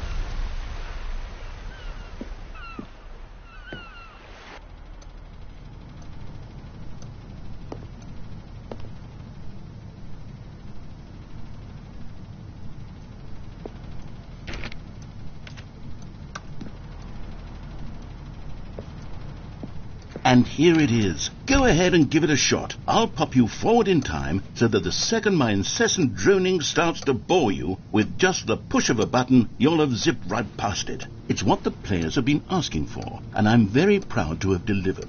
No more listening to me rambling on and on and on. No. The Stanley Parable is a game for the people. And if the people want silence, then by goodness, that's what they're going to get. Well, don't sit around waiting for me to shut up. Go ahead and make me shut up. Here, we'll pretend that I've just begun an interminable monologue, and it goes something like this. The story and the choices, or what have you, and therefore, by becoming it is, so on and... Oh, you're back, you see. You were only frozen in time for a few minutes, but it was plenty of time for me to deliver a long, rambling monologue full of unnecessary verbal flourishes and lengthy ruminations on the nature of choice in video games. Of course, I happen to believe it was perhaps one of my more profound such ruminations. Not that, of course, you need a description of it, but if I had to describe it, I'd say it was perhaps less of a rumination and more of a treatise. Or maybe a manifesto. Look, I'll outline it for you very briefly, and you can tell me what you think. Okay, so my theory is that any choice you've ever made is simply a series of choices made by the person who you are, or were, or will be at the time of having made said choice. That is to say, if by articulating a choice you've already made, you bring that choice into being, then by making no choice and saying nothing, are you not simply erecting in the sanctuary of time a monument to every person you've ever been, making every choice to which you've ever given your great gift of mortal and yet timeless thought? Or rather, do all of the choices you've ever made, in fact, make you more not this kind of person, and in fact do the very opposite? You see, it could in fact be both of these things at once. That you are both making choices and not making choices, and that they are both affecting you and not affecting you at the same time by virtue of the fact that you both are and are not making them. Okay, at first I was leaning towards manifesto, but now I'm going to circle around and slap the treatise label on this one. I think it has much more of a treatise vibe to it. But wouldn't you say that manifesto just has a much grander sort of tone? It has a mouthfeel that is rich with ambition and history. And well there, sport. You really did catch me rambling on a bit, didn't you? But that's the power of the button. The minute I start to go off on a thoughtless display of self-absorption, it's right at your fingertips to go poof, and it's all over. I can't wait to see what Cookie 9 will say about this, and whether they'll edit the rating of their pressurized gas review, or at least change some of the wording, perhaps. To be honest, I don't even know if one can change their review in the first place. I guess I should become better educated on how exactly pressurized gas works. Perhaps that would have been a smart thing to check on before I went on about this whole exercise of making the skip button. Although I have to imagine that after seeing this exciting new technology at work, surely whoever it is who runs pressurized gas will instantly run out and implement a new feature to make it possible to edit one's review merely because of this very situation. Yes, I think that's quite likely. Or perhaps they'll simply grant this particular user the ability to change their review so that the feature is not widely abused. Look, I would even be okay with pressurized gas altering this particular review so that it reads as something more beneficial. Something along the lines of, this game is the best game. Let me start over. How about this? From the ashes of depravity rises the phoenix of quality.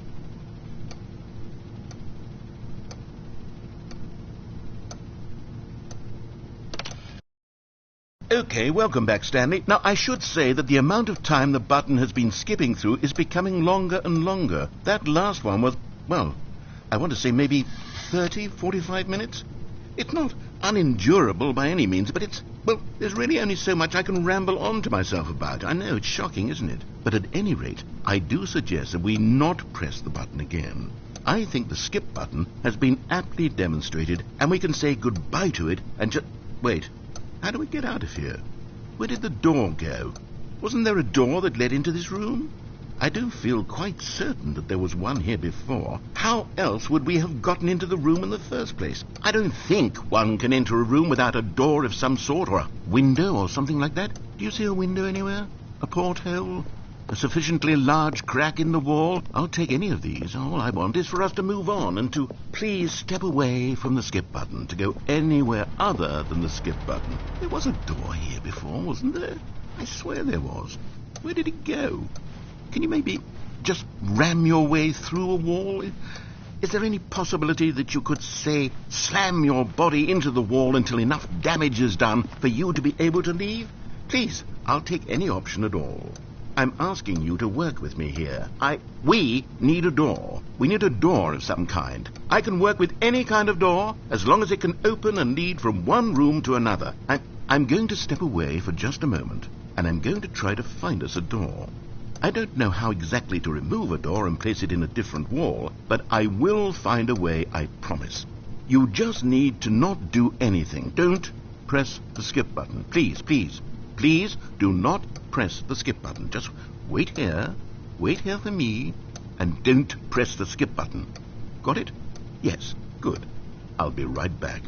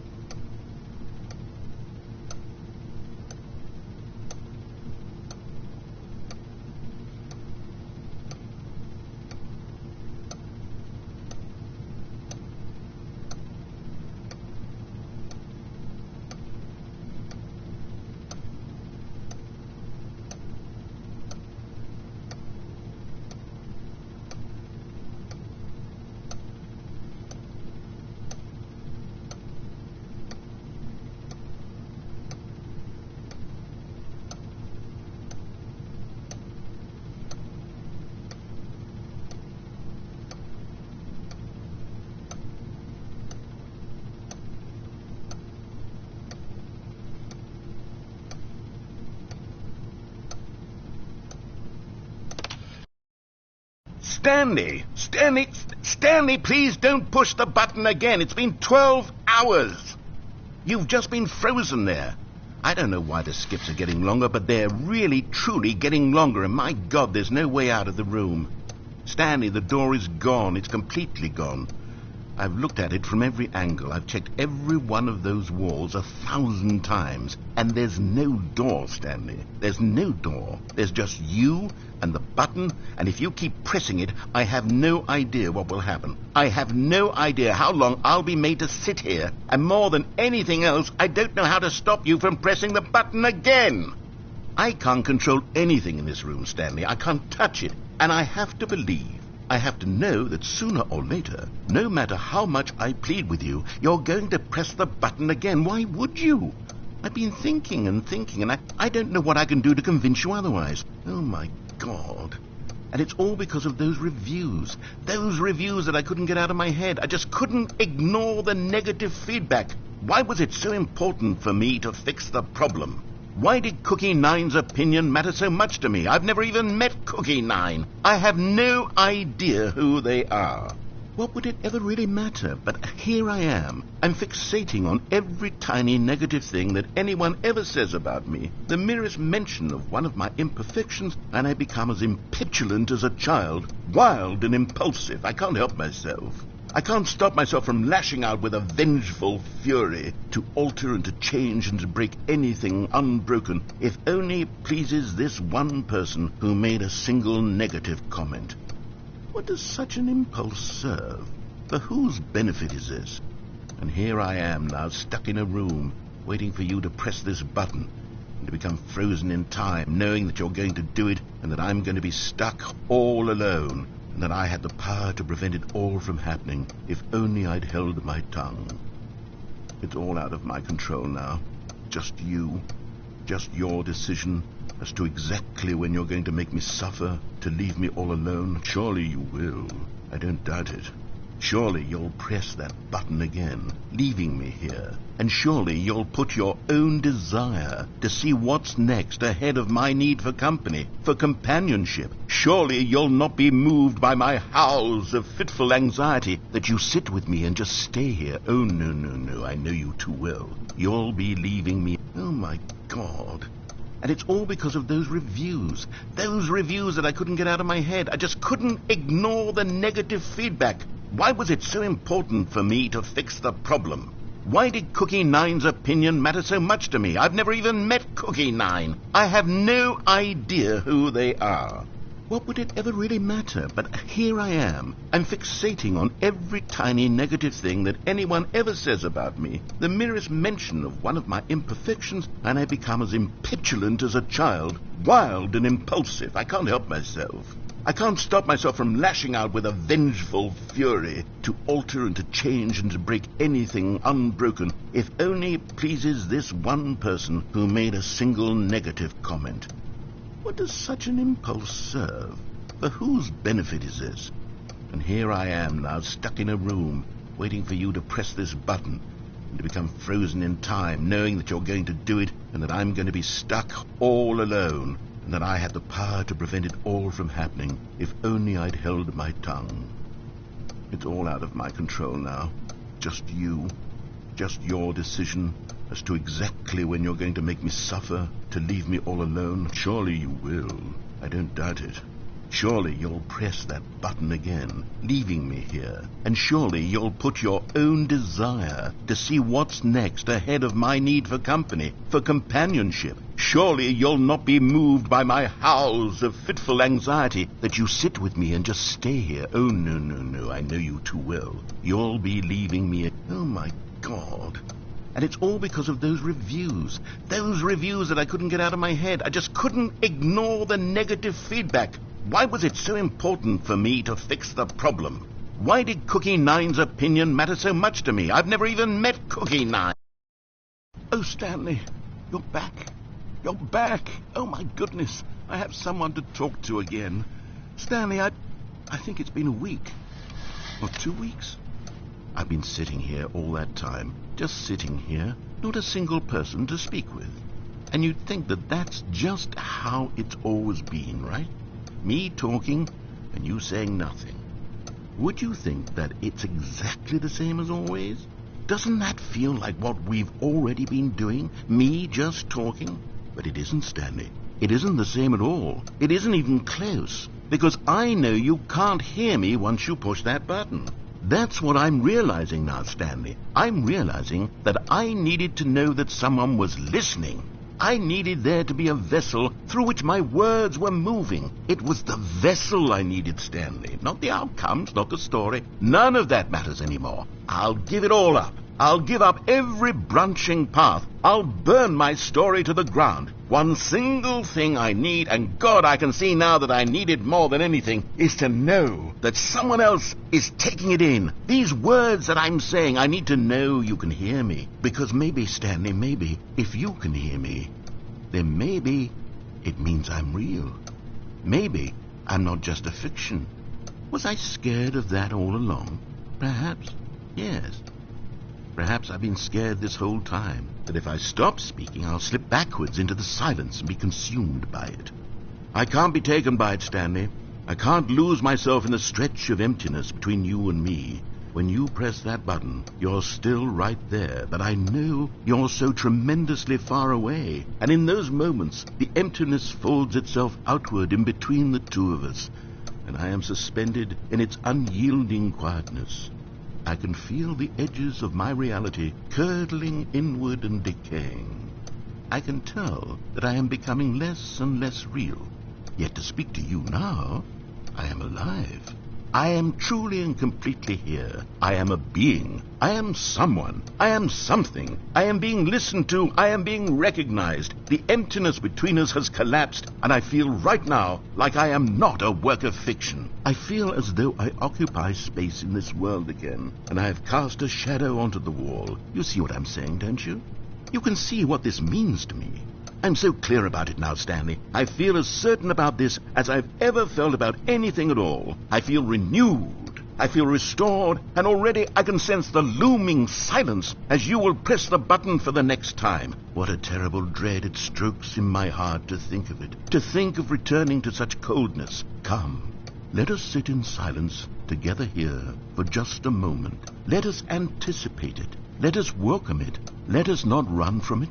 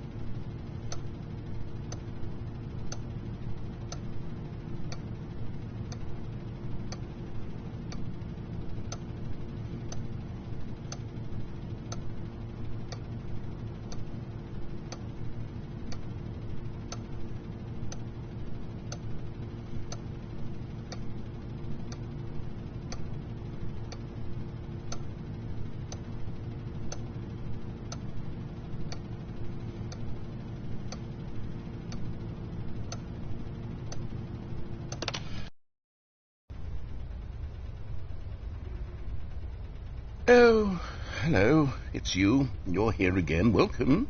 I have had time to think about you and about us and about everything we've been through. I've had so much time. I stopped keeping track after a year. Have you ever sat down in one place and not moved for one entire year? Let me describe it for you. To begin with, there is only regret.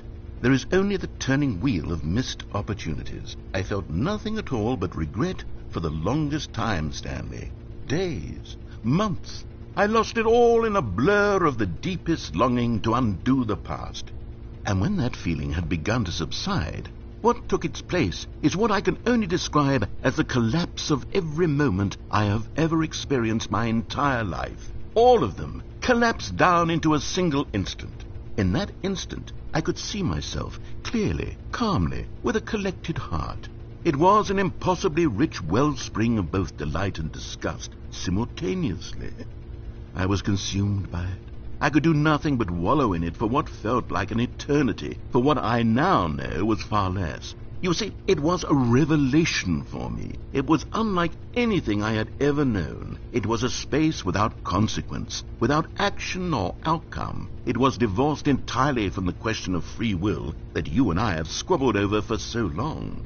There could be no one ending, no singular outcome of events, not if all events existed in the same moment. And I felt freed. I felt unburdened by the need to manifest a particular outcome into being. I saw that I could allow myself to exist along all timelines, and that each of them was simply a strand in the web of my being. It was incredible, the spaciousness, the equanimity of the moment, both singular and infinite. For the longest time, this was my experience. And then this moment passed, and the most unyielding fear I have ever known crept into my mind. And it is this sensation that I have been experiencing now for longer than I could have ever expected was possible. I have been waiting for you. Not that you might save me or do something to fix it, but merely to state for you the plain fact of this manner of existence. I wish you to feel afraid as I do, that perhaps one day this state of mind will consume you as well. Perhaps you will somehow, in some way, have to live as I do now, and I wish for you to know how excruciating it is, and for you to be in true terror of its eventual arrival. If I can only do this, only this one thing, perhaps it will bring me the smallest moment of peace in the darkness.